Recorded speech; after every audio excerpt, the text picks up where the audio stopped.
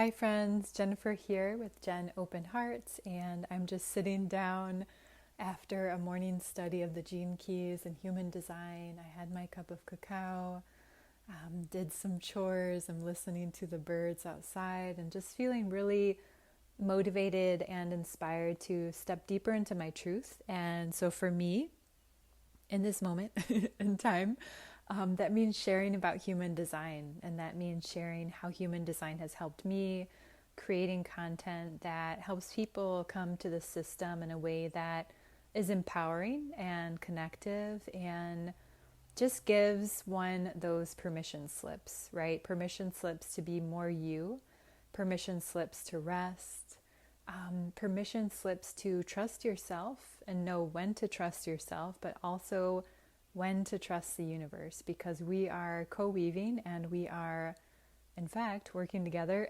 and it's a really wonderful, wonderful, beautiful thing. And so I want these little Substack, YouTube audios, however they exist in the world, to be digestible and inspiring and impactful to a degree. And so this first one that I'm connecting with human design here will be just a reflection on how human design has served me and what it's taught me on my path and why am I so passionate about it. So I'm planning for this to be about 10 minutes, intention stated.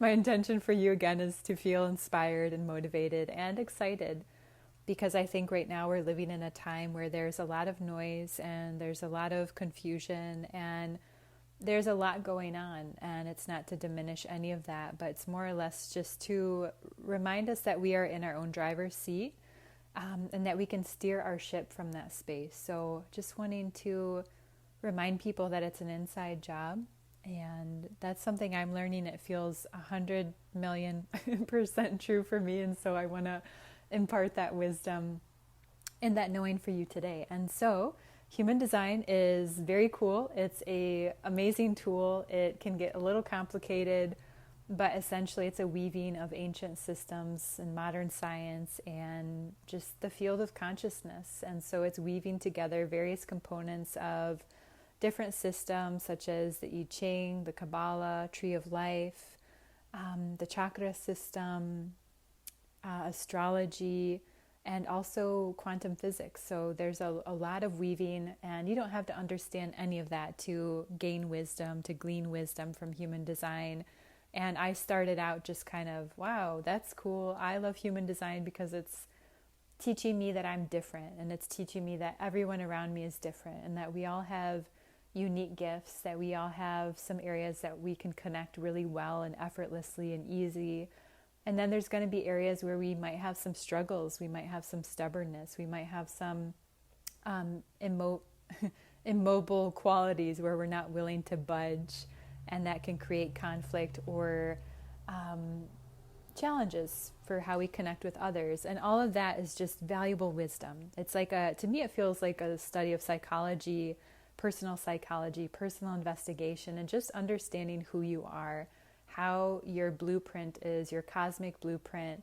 I love systems like astrology. I haven't quite taken the deepest dive into it yet, but it's starting to wake up in me. But human design has been my love for maybe the past 5 years. I had a dear sister who was a projector and who was asking me all my birth details, and I was like, something's going on. And then she told me, okay, you're a manifestor, an ego manifestor, 5-1. And I was like, what does that mean? And there's just little tidbits that came, but basically it was like you have spurts of energy, cycles, and that you also need to rest. You have a lot of open centers, so you're taking in a lot of people's stuff, their emotions, their fears, their visions, the way they conceptualize, their motivation, their energy, sexual energy, all different aspects, and I'm making them bigger, I'm amplifying them, but I'm also taking in the unhealthy aspects of this. So there's two sides of the coin. It's a spectrum, right? It's like there's not just good or bad. It's like there's this and that and everything in between. And so it just gave me this understanding of who I am and how I'm navigating the world. And the biggest takeaway was like, wow, I'm a non-sacral, which means I don't have the sacral center defined, which is like 70% of the population. And that's different, right? If I'm sort of being programmed to be a sacral being, but I'm not, I'm going to have a very frazzled nervous system. I'm going to be exhausted. I'm going to be trying to be like everybody else, borrowing energy I don't have and saying that it's mine. So it's just, to me, that was one of the most valuable components. And there's so many more. But I think just knowing that I was a non-sacral, that I needed more rest, that I create in spurts, that my energy is very impactful, and that it affects a lot of people, even if I'm speaking or not speaking. So it just taught me the importance of knowing that I'm different. And then B, I think the other biggest one was an undefined emotional center. And so this space is exactly what it sounds like. It's undefined, and that I'm taking in emotions and making them bigger. And there's many other undefined areas in my chart. I actually only have 3 areas defined. And so that just taught me, like, wow, there's areas that I can trust myself, and then there's areas that I'm meant to trust the universe. And that there's areas that I may be taking in conditioning or programming from unhealthy people, from unhealthy behaviors of caretakers, and not to any fault of theirs, right? We're all on our journey. But we can take in some different qualities of life that are just not true for us, and it's not fair. It's not fair in that it's like we think it's us, but it's not. It's like human design to me is like inside of each of us is like a beautiful, beautiful gem, like a pearl, whatever ethereal, beautiful structure that you connect with, a golden orb.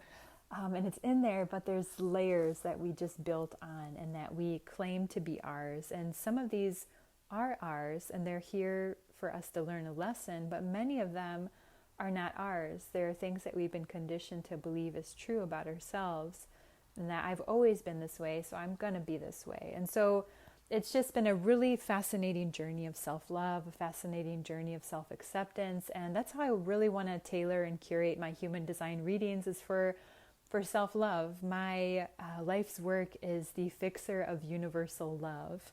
That's my sun personality. That's what I'm here to do. I don't have to try. It's just part of who I am.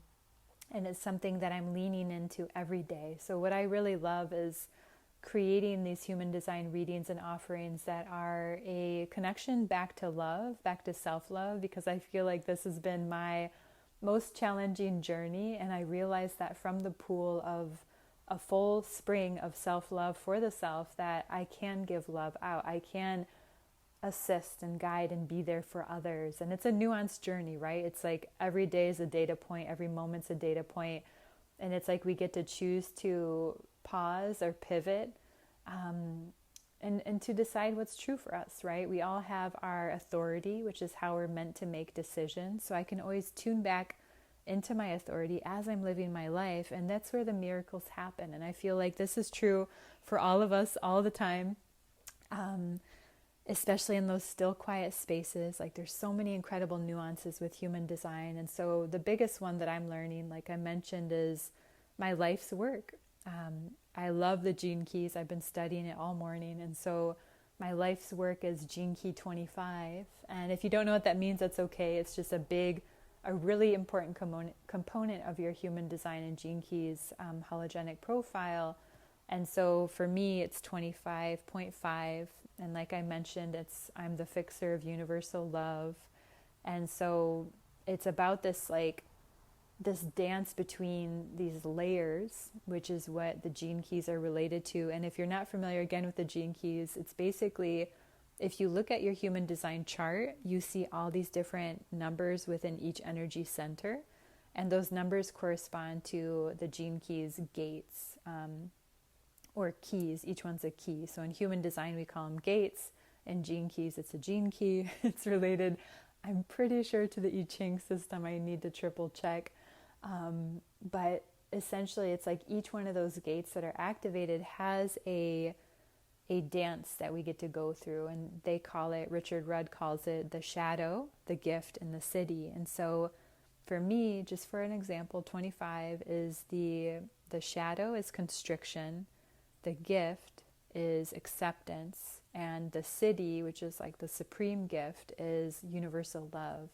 So I notice this in my life the most, and probably because I've connected with my gene keys, but it's more or less, I feel like I'm dancing between this experience of like, oh, I'm constricting again. Okay, how can I accept? There's this point of awareness, this contemplation that's emphasized in the Gene Keys that really helps us to connect with, okay, I'm in my state of awareness, I'm contemplating, and what does that look like in my day-to-day life? When I'm shut off from the world, I'm so constricted. It's like my heart is in a chokehold, and it's like, like I can't get out. So it just feels really important, and just even the simplest of tools that can be seen and be remembered, because I feel like getting a human design reading or connecting with your human design, especially from someone who feels aligned, right? Like the original receiver of human design, Ra-Uru-Hu, like his language wasn't always that empowering. And so there's been many people, many teachers, many filtrations of the system that might have more resonance for you. So anyone who's been discouraged about human design and just thought, whatever, maybe it just takes a different person to share about the qualities of your human design. And I think that's really exciting, because there's certain human design readers I just do not click with. I'm like, everybody loves them, but I just can't jump on board. And it's all about the resonance. It's all about the different connections that we have with people. And so I just trust that my message is reaching those who are curious and who want to tap into their self-love and self-acceptance, that know that seeing themselves is possible. And maybe you don't have as many support people in your world that like see you, right? Like I think that's one of my gifts, is I'm not just a manifestor. That's kind of how my design and my personality come together. But I discovered that when I looked at my chart in kind of sections, right? Like if I looked at it from the design separately from the personality, and can get really complicated, but basically I have qualities of not just a manifestor to initiate, but also of a projector and a reflector. So there's these really amazing qualities that each of us have, and if the language gets too jargony, that's okay. I love to make it simple. I love to make it approachable. It doesn't have to be complicated. It gets to be easy. And so I'm really excited to just be sharing human design, and to be sharing it in a way that has actionable steps for people, that's high impact, and that feels aligned for people, because I think that's important. And so I'm really excited just to keep sharing more about these self-love human design readings and offerings via my Substack and YouTube, and just I hope this sparked some interest or some fellow human design love or Gene Keys love for anybody out there. And if you're interested in booking a reading, I have some offerings on my website, Jen Open Hearts. And if you are looking for more support, I'm also offering some like follow-ups, which I'm really excited about, some journal questions and some check-ins via text, because I don't want to be on the computer too long, and I want to live my life, and I know you do too. So just wishing you the most beautiful and love-filled day today. I hope you make time to nourish yourself in some way that feels aligned, and just sending you so much love. Bye.